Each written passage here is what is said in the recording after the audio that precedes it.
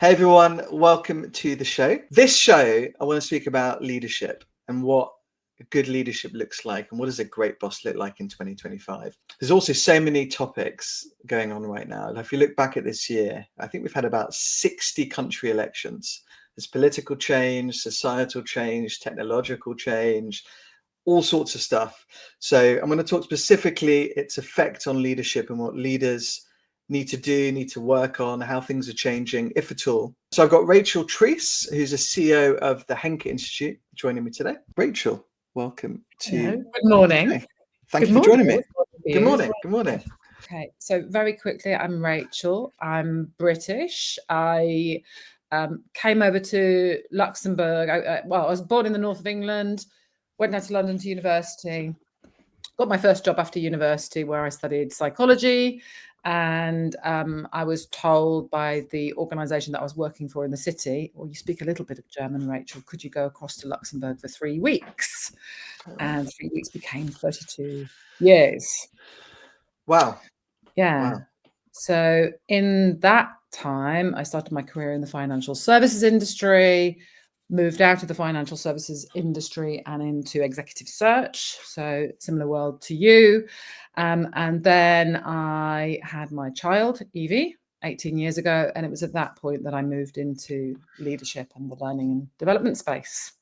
Nice. Love that. And you set up your own firm. Yeah. Nice. And that was 18 years ago you set it up.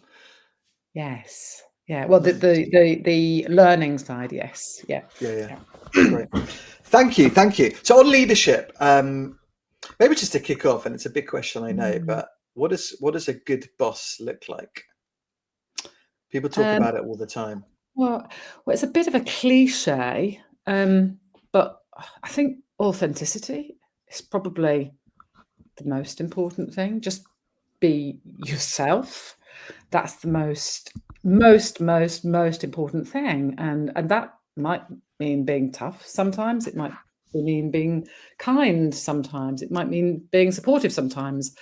But being honest and open and authentic, I would say, are some of the critical skills.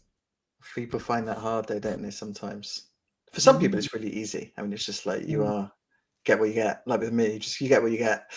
But you have this caricature leader, and you see it a lot of kind of growing up. It's like, and it's been broken down a bit, hasn't it, over the last few years, but just tough and mean, and and then you have this conversation about suddenly when you're a leader, you're they, everyone's like, oh, they, the company, you suddenly become they, and you're like, so, and everyone looks to you as the leader, and then I always it's interesting to think who does the go-to person go to when they need help? And so you have all of these things just coming at you. Sometimes for some people, it's difficult to just be you. Absolutely. And I think, having become a parent, there's a lot one can learn about leadership from parenting. Yes. If you hold a child's hands the whole time, they will never walk. Whereas there are times when you just have to stop that child running across the road and killing themselves. So it's that fine balance between really not stepping in and micromanaging, creating a culture of agency, which creates innovation, and actually putting yourself out of a job. That's your great role as a leader, is to make yourself unneeded. Yeah. Run it, organize things well, run it well, culture, all of those things. Easier said than done. Definitely easier said than done. There's so many, I mentioned it earlier, but there's so many big topics that's happened this year. I wanted to get your thoughts on it and what it means specifically for leaders and how they can lead through. Maybe just to kick off with the technological stuff, which I think is an obvious one to kick off. And obviously AI has been, certainly for my business, this last 9 months, we're using AI more than we ever have in every kind of area of our processes. And as you mentioned, we do exec search every little bit, and obviously other industries use it differently.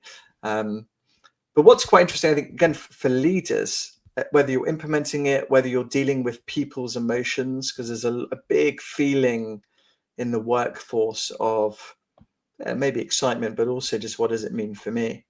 You know, I think it's almost like, you know, when you're in the, I don't know, in the fields and you see the combine harvester coming, you're like, oh my God, what does that mean for my job? So any kind of thoughts on that? And this is obviously kind of managing change, but advice for leaders on leading through this period. So what I'd say about change and what's going on with AI. By the way, I love AI. I call her Kath the Great. So it's my anagram is Kath. I call her Kath.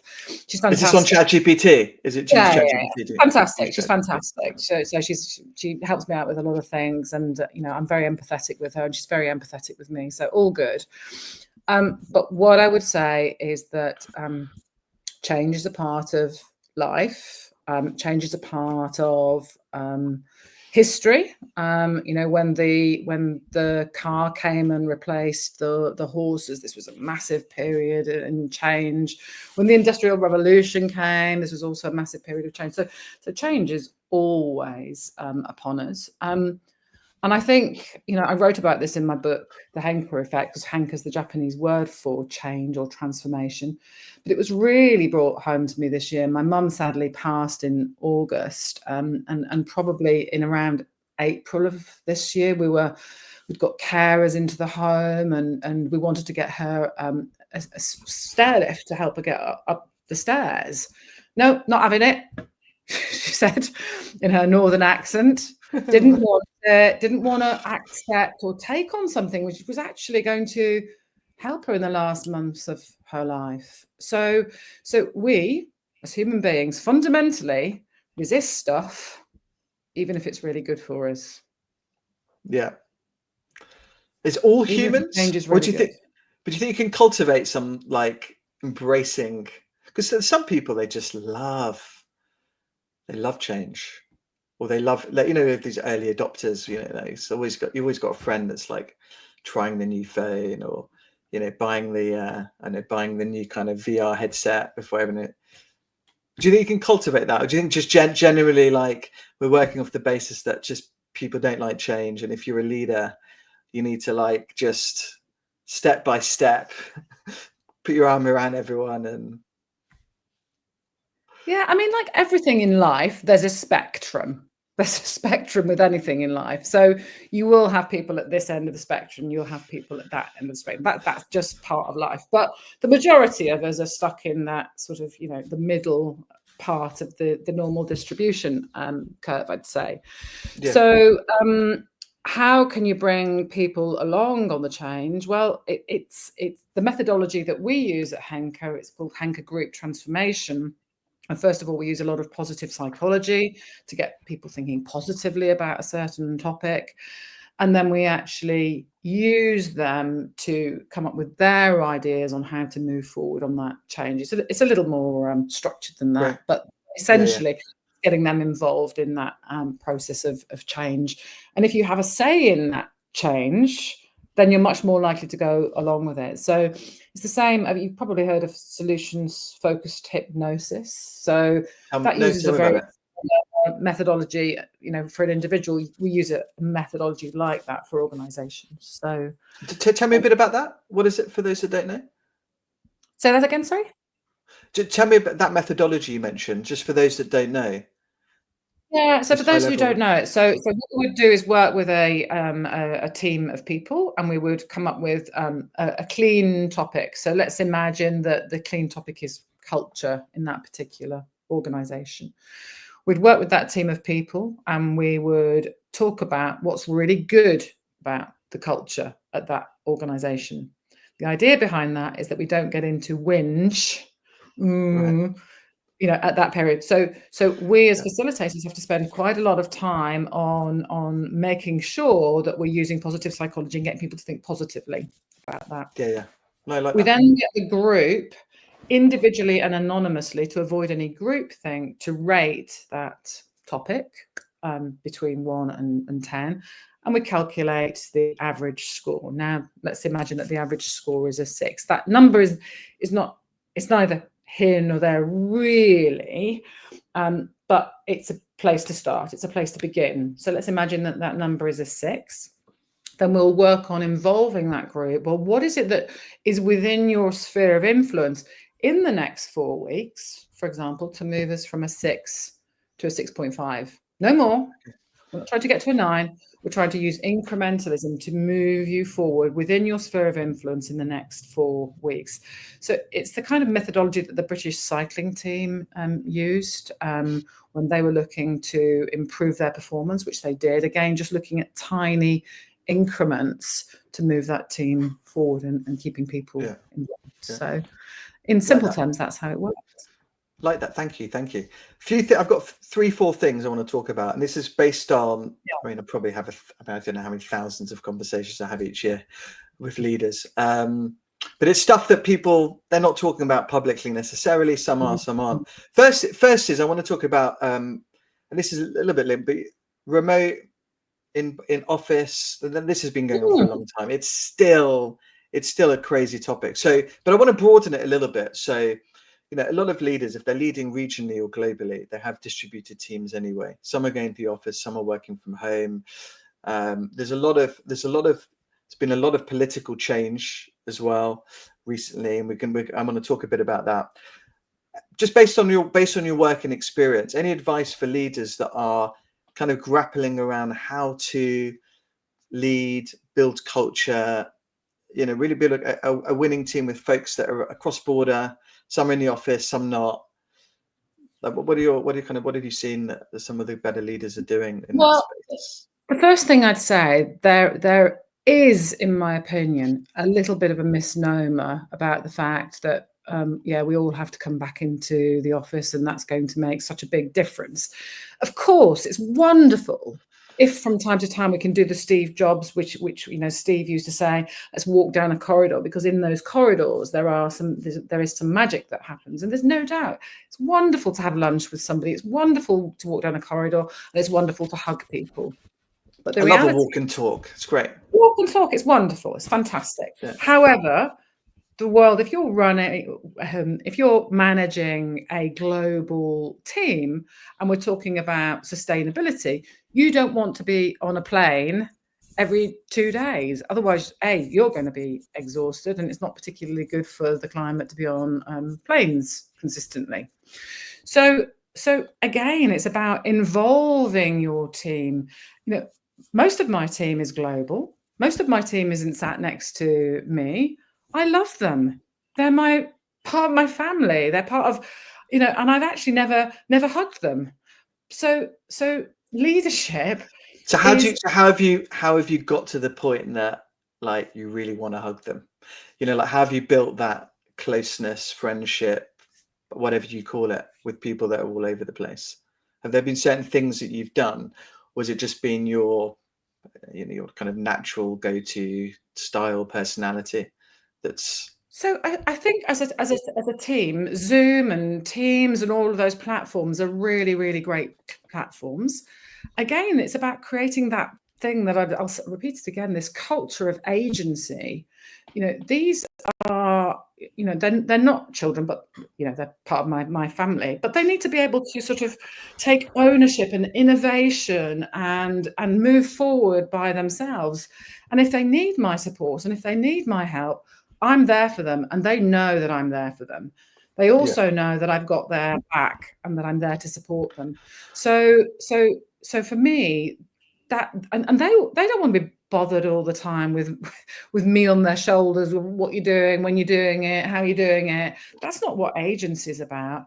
Agency is about giving them the space to be able to create the roles that they do and to have impact with those roles. Yeah. So broadening that out then, that's a specific type of person that is probably been in their career for a while, experienced, knows what they're up to, wants your guidance, support, part of the family, etc. There's obviously a whole spectrum of folks in the workforce. And so for those that want to see you every day, that maybe they've just entered the workforce and they want to hear you on the phone, they want to learn from you, younger folks in the workforce, how would you get about that? And because you've talked about your setup, which is great, very similar to my setup. But then also, you know, with other companies, perhaps larger ones, you do have a whole spectrum of people at different stages with different wants, needs, desires. Mm. How do you start to integrate that a little bit? Because then suddenly you've got maybe if you're in a large team where you do have physical offices, you have younger folks in, you have other people that, do you know what, maybe I'm really cool at home and I know what I'm up to and I don't. Mm-hmm. How do you start to kind of really knit all that together? So I'd start, and again, this is where coaching skills come in, and leader as coach, which I believe passionately in. Whether you're a director on a board and you're operating at that level, or you're managing your own business, being a leader as coach is a critical skill. So the starting point is creating psychological safety. I think we Europeans don't particularly like that term, but that's effectively what it is. It's kind of the rules of the game. You know, how do you want me to show up? What is it that you need in order to feel comfortable? What is it that you need? You know, if things are tough, how do you want me to show up? So it's getting that sort of contracting done between you and that individual. Then it's about, you know, asking some powerful questions regularly. You know, how are you doing? How are you feeling at the moment? What is it that, you know, I can do to support you to become a better contributor to our team? With permission, may I challenge you? May I be really direct with you? So that's again using that safe space technique to be able to give feedback on a regular basis.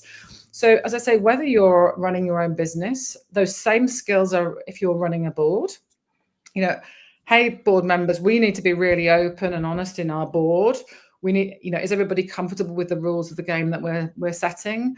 You know, with permission, can we really challenge? Can we really call it out? So at all levels in the organization, I think coaching skills are critical for leaders. Okay, that's interesting. And just to pull that thread a bit more, I think it's probably communication, right? Which almost is the kind of macro bit there.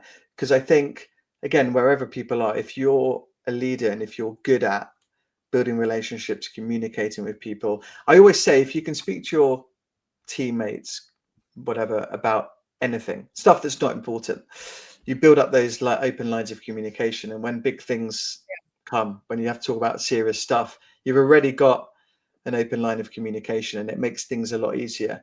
And I think a lot of the time it breaks down when people aren't communicating effectively, when there's just misunderstanding, miscommunication. Because you're going to also think, like, how do you communicate nowadays? And if you have a distributed team, it's a million different ways, right? You're emailing, or you're on a Slack or Google Meet chat or WhatsApp or phone or Zoom video. I mean, there's almost a million ways, right? A lot of it's written.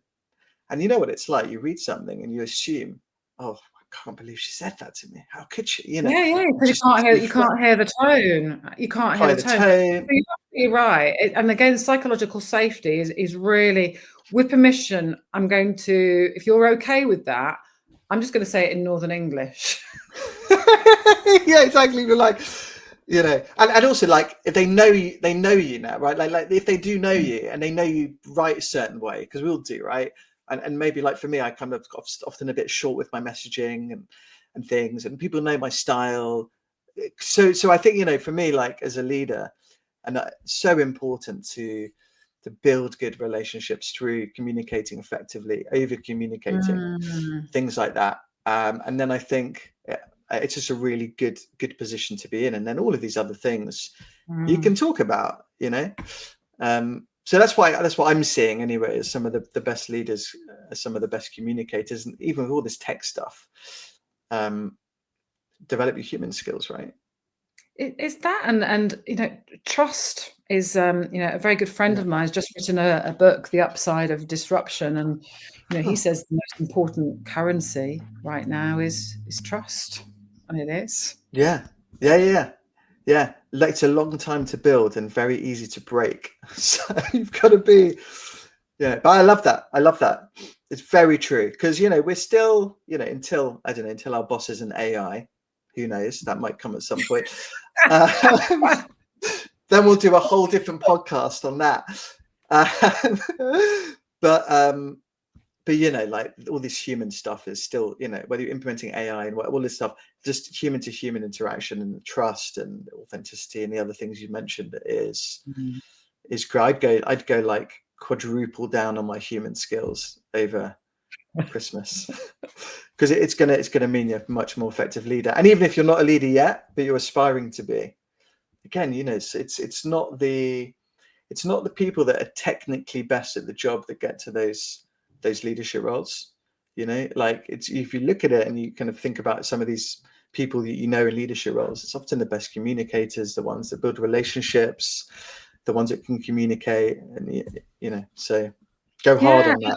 You've made a really important point there. There's only one organization I've ever worked with globally that really had two career paths where they were really promoting people for their amazing technical skills, and they were also really promoting people for their people skills. What often happens is you get somebody who's brilliantly technical promoted to the top. So and both should be rewarded. Yes. Both are brilliant and both are really important. 100%. It's always like, the best salesperson becomes a sales manager. Jobs like a million times different. Like the best salesperson might be just, very like laser focused, very individualistic. Suddenly you're like, it's about servicing my team and my success is dependent on all these people doing well. Some people, they thrive in that, others they don't, and they get thrust into this thing, and it's like it's a hard thing to do. It's difficult. It's a difficult spot. Yeah.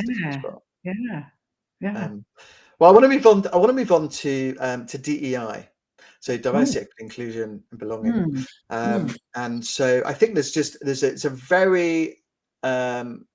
it's a very emotive thing to talk about for many people, and it's a little bit of a crossroads now. So we obviously had Donald Trump being voted in the US, which we've seen, which is a little bit of a let's say, I mean, he probably got voted in for a few reasons, but I think one is this anti-woke feeling right now, and this is in the US. In Europe, I think we are. I'm interested to hear your perspective on it, but I think it's similar here. And so DEI is interesting because it's been on the agenda for many years, and rightly so. And it's been a key topic for leaders to address, and again, rightly so. It's interesting now, so I speak to loads of these DEI folks and leaders and all this kind of stuff. And it's been interesting because there's a lot of change going on, whether it's DEI people like being made redundant. And you're seeing that a little bit, whether it's kind of being off the agenda, or whether it's trying to address the say the backlash, maybe the wrong word, but just the yin and yang of people feeling it's gone too far one way. And like, what are you seeing? And secondly, I mean, in this topic as a leader, I mean, it is. I mean, for me, it's a huge topic for 2025. And a very difficult one to lead through. Any kind of thoughts on it? Any perspectives? I have lots of thoughts on the subject. Probably, maybe not the thoughts you might think I might have. No. But so first of all, diversity is really important, equity is really important, and inclusion is really important. So I'll put that out there first. What I often see when I do work with boards is the following. I see that on paper, they're beautifully diverse. So, there's the female, there's a person of color, there's, every aspect. The reality is that all of these people have been perhaps to a public school or a private school. All of these people are qualified accountants. So what we're actually finding is there's no diversity of thinking. So for me, diversity, if you want real performance in an organization, you have to embrace real diversity of thinking, and that means including people from every walk of life, those people who think in different ways, from different socio-economic backgrounds, etc. And that's what's going to bring in real innovation and real diversity of thinking. And I think what was happening is we were going through, possibly, and this is often what happens in change, we were going through too much of a box ticking exercise rather than embracing what's really important in diversity, equity, and inclusion. Yeah, yeah, interesting. No, I agree. And have you seen? Did you think it went a bit too far, let's say, and then we've had a little bit of a backlash, and then it's now going to find Yeah, I think its in center anything, ground? we'll have seen this in other paradigms, through history. Things often do swing one way, but they have to swing one way to be able to find what is really, really important. Yeah, But one of the things that I'm sad to say right now, if we talk about D, E, and I, there are a lot of young men. I have an 18-year-old daughter. I'd be far more concerned about the mental health of a young man than I actually would be about a young woman. for what reason? Because I think there's a lot of pressure now on young men. There perhaps isn't the sort of support groups or the support networks that are created in the same way as there might be for women. I've had the women work groups, etc., throughout my career. There isn't that for men, and I'm sorry, but men need to be included too. And I know that it had gone too far at one stage, but men need to be included too, because the greatest men are those who raise girls. Okay, thank you. It's put a lot of pressure on me. I've got 3 daughters. There you go. There we go. There you go. So we need men to raise daughters, and this is what real inclusion is about. Yeah, no, I agree. I mean, I have a lot of conversations with different folks, and I think with men specifically, I mean, maybe just to say, I think for me, inclusion is about making everyone feel included, right? Absolutely. So, and so that's the important thing. When people don't feel included, I think that's when you run into problems. And so I think everyone should feel like they have an opportunity to do something, and no matter where they've come from, etc. And then it's split down to your skills, right? I mean, you're better than me, you're going to do all of those things, right? Like that's how the world works. But I think having the opportunity to do something and not being excluded for whatever reason that you can't help, Yeah, is big. and we do need to look at bias is there, of course, and we do need to give people a leg up. So I'm all for all of that, but I really want it to be true diversity of thinking and of thought, and that's what creates the innovation. Yeah, no, absolutely. On men specifically, it's quite interesting because and the young men I just speak to, mentoring and things like that. And as a young guy in your kind of like finishing school, so you're 18, even in your 20s. I mean, finding your purpose in life and all of those things, it takes quite a while as a guy. Also, accepting I think responsibility for guys is a wonderful thing. Like having responsibility, and so in your 20s, guys are quite it's like, well, what's my purpose in life? And then get to your point that there's been a lot of external stuff recently about almost it's not really cool to be a guy. Almost it's So I think if we get to a place where just everyone is supported, encouraged, and feels like they've got a part in society, it's just a really great place to end up in. And I think mostly DI that's what it is, right? And sometimes things get shifted. And so if we can get to that point, it's a wonderful place to be. Yeah, absolutely, and we will get there. And these swings, they happen through lots of sort of stories throughout history. So it's just part of the journey. Definitely. Journey. Yeah, love that. Thank you so much for that. Other thing for me is, and this has been a huge topic for a long time, and it's going to continue for me, is just well-being. Mental health. I think again it's been much more accepted recently to be like, hey, I'm struggling. Many more people talk about having someone that they talk to. I mentioned it a little bit earlier. Who does the go-to person go to when they're struggling? Because again, leadership often is quite a lonely place, and you feel like as a leader you should have all the answers and you're supporting everyone else, but if you can't look after yourself, how are you going to look after anyone else? Anything that you see, what are your thoughts on that, and just anything that you're seeing that's kind of good practice that leaders are doing? Yeah, I would say, obviously I coach a lot of very, very senior executives. And of course, in every session, mental health isn't always the top thing that we're talking about, but it's definitely, as the French would say, the fil rouge, the golden thread throughout that conversation, because it's their space where they can talk. It's a space where they can express. It's a place, and just in that expressing and being listened to and being supported, that is a huge mental health support for a lot of these executives who are under huge amounts of pressure. So that's the first thing I'd say. Talking, whether we're talking to a good friend or a coach, etc., being able to talk and articulate is a massive thing for mental health. From a personal perspective, I always thought I was quite sort of immune to the whole mental health thing, and then I hit the menopause 18 months ago.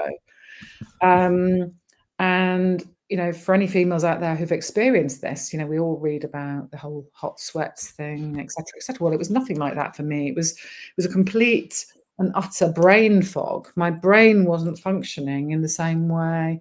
So mental health, it can take so many different shapes and so many different forms. It's a bit like saying health. Health can take many shapes and different forms. And I think we tend to put that word mental health into one category when it's a spectrum of so many different things that people can experience. So yeah, very true. Thanks for sharing that. Have you had to then change up your game, so to speak, or implemented anything or done anything different to kind of cope and get through that? So to cope and get through that, some hormone replacement treatment for a start, the medical side of things, and maybe also just probably slowing down a little bit to speed up for me personally.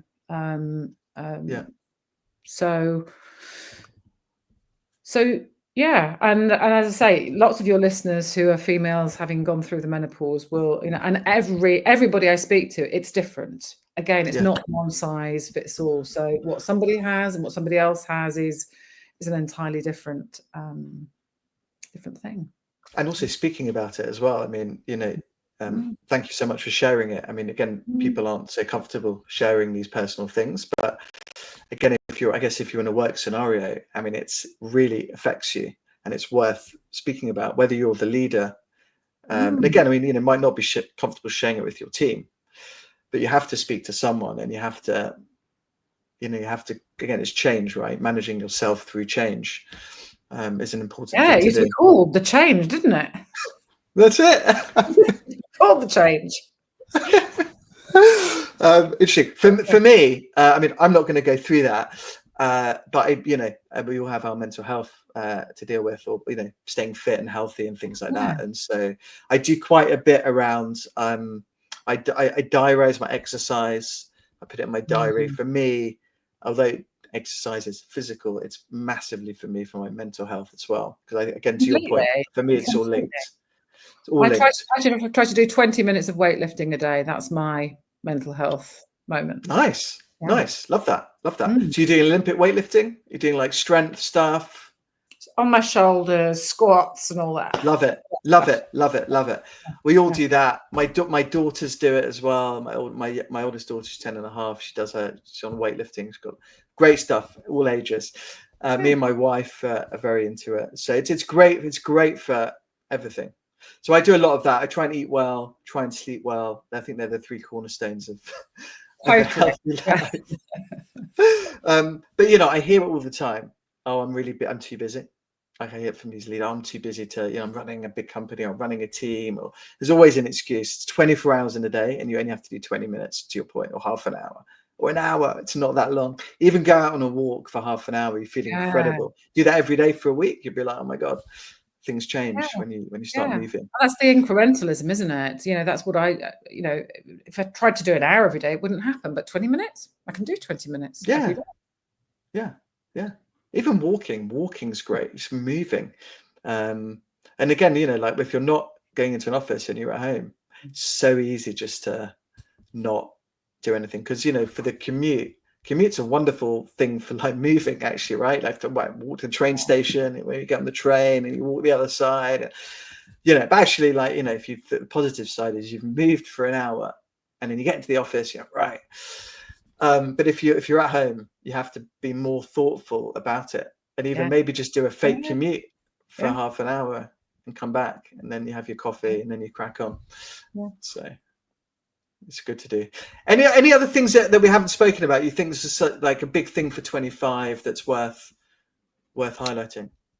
A big thing for 2025, I would say, focus, you know, if you're going to set your New Year goals, make them incremental. Yeah. Just make them incremental. Maybe the New Year goal is, what small thing do I want to change by the end of January? That's it. Tiny thing. One tiny thing. Yeah. Try not to do anything too big, because small steps. Something you can achieve, and you can be like, yes. And then you get your next one, and then you get your next one. And I'd say, you know, what this is, and it's something I'm really into, is it's putting a system in place. You know, I am a psychologist, but if we went down the psychology route with everything, we'd not really move forward. So a system helps us move forward. So that system might be, you know, a friend is keeping you accountable on something, or at the end of the week, you're going to tell your daughter.